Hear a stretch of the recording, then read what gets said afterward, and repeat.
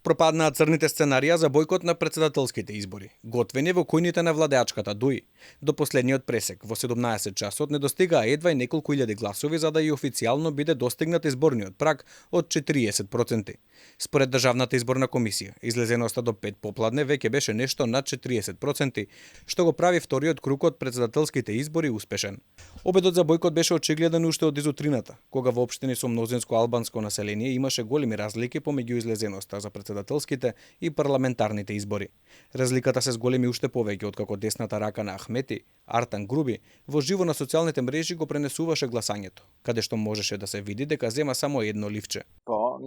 Не гласав за претседателските, бидејќи не сакам да легитимирам претседател или претседателка која е против УЧК, против Охридскиот договор, против добрососедството со Косово, со Бугарија, со Грција, против интеграција во ЕУ и уставните измени, против пријателството со САД. Не сакам идниот претседател или претседателка да го има и легитимитетот на гласовите на демократскиот свет, тука во Македонија, овозможувајќи избор на еден таков претседател. Затоа го искористив моето демократско право да гласам за парламентарните, но не и за претседателските избори. Па така, во општините со мнозинско албанско население, официјалните податоци на Државната изборна комисија до 17 часот покажуваат драстични разлики помеѓу излезеноста на двата изборни процеси. Во Лепково, на вториот круг од претседателските избори, последните бројки покажуваат дека гласале нешто повеќе од 6%, додека пак на парламентарните безмалку 36%.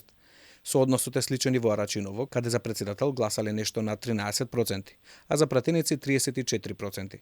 Повеќе од двојна разлика во излезеноста помеѓу двата изборни процеси има и во Сарај, Боговење, Желино, како и други населени места со албанско население, каде очигледно е дека гласачите одбиле да гласаат за претседател на државата. Мала разлика имаше и кај македонското население, откако раководството на левица индиректно повика на бојкот на изборите. Интересно е што прва која и честитеше на кандидатката Селјановска Давкова е кандидатката на левица, Билјана Ванковска, која пак неодамна на социјалните мрежи порача дека нема да гласа на претседателските избори.